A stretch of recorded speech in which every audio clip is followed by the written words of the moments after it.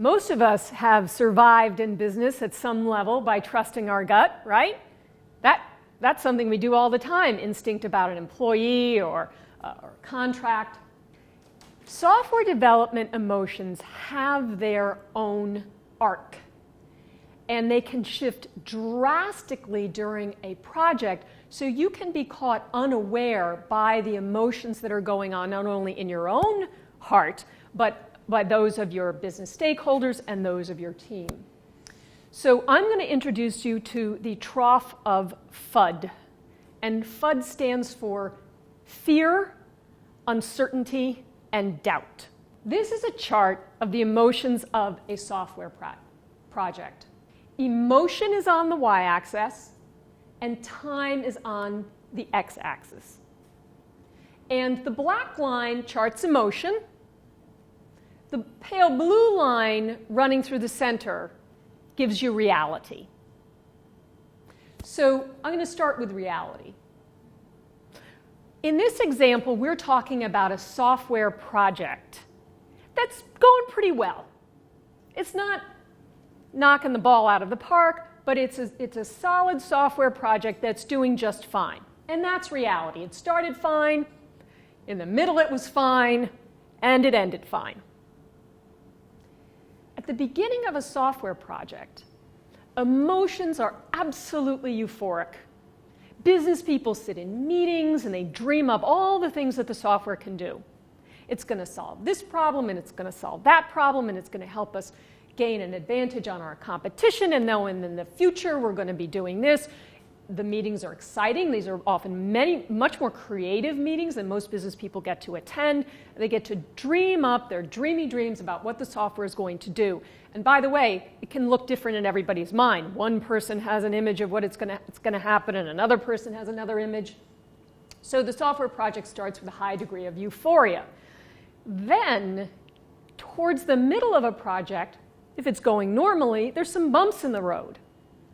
Maybe someone quit, or maybe a feature had to be sacrificed, or maybe you had an actual problem like a software bugginess or a crash of some kind, or a feature implemented in a completely misunderstood way. So the business leaders and the software teams start to experience some bumps in the road, and that's problematic.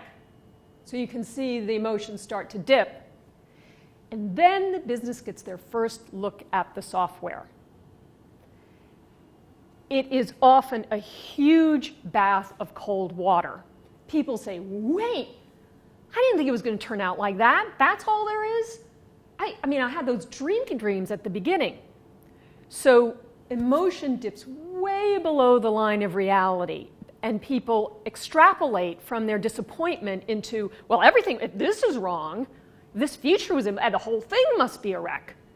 And they go into the trough of FUD, fear, uncertainty, and doubt. And then as they work with the programming team, they realize things weren't as bad as they thought, and problems get corrected, and issues overcome. The business goes into FUD recovery, where their emotions come back into an alignment with what was the true reality all along, which is a pretty decent software project. So in terms of trusting your gut, keep the trough of FUD diagram in your head so that you can be the reality line, tempering the business expectations in that initial euphoric stage, and making sure that people don't have an overreaction when they go into the trough of FUD. Again, for those people who have had an unsuccessful software project, they've had the experience of setting a budget and having it blown. And they may have had this experience 2 or 3 times, which can lead a person to conclude that accurate budgeting is all but impossible in software development. They've never seen it done, haven't had that experience themselves. It's just impossible. Accurate budgeting in software is difficult. I won't kid you, but you can have a good idea of how accurate your budget is by understanding the 4 budgeting methods. So here are the 4 budgeting methods in software. There's comparative budgeting. There's bottom-up budgeting, there's top-down budgeting, and then there are blends. And we'll quickly go through each of those. So comparative budgeting is pretty easy to understand. It is what it sounds like. You look at a recently completed software project and you say, hey, the thing that I want to do is pretty much just like that. So you get the budget for what that is, you make accommodations for the small ways in which your project may be different, and you have a budget. Bottom-up budgeting occurs where there is a detailed list of features that simply have to be estimated, and the features are very concrete. I want the button over here, this table needs to be turned upside down, when you click this form, it's going to go here. So it's very concrete, very detailed list of features. That's bottom-up budgeting. Top-down budgeting, as you might conclude, is where no such list of features exist or easy comparison. It's a more holistic way of thinking of things. There's a big idea, an innovation that a company wants to do, and they don't have really, they have to dream up the business requirements, they have to spec it out really from scratch. And finally, blends is where your project has a number of these different things going on at once. Well, as you could imagine, comparative budgeting and bottom-up budgeting are the most accurate forms of budgeting.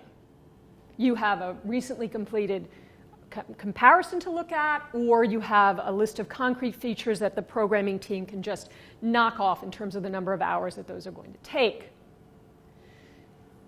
Oftentimes in a top-down budgeting scenario, you need a good amount of time to get the detailed business requirements in order to know how much the thing is going to cost. And that's usually the first 30% of any software project. And you have to invest the time and the budget for that, what's called discovery, to get at those detailed requirements. Well, as you can easily see, comparative budgeting and bottom-up budgeting just kind of leapfrogs that stage. You get right to your budget very quickly with a comparison or a list of detailed requirements.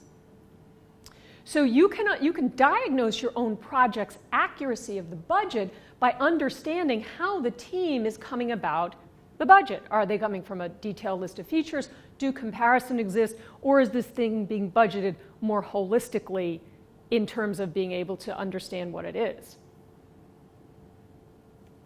So those are our software myths. We're now going to do some Q&A.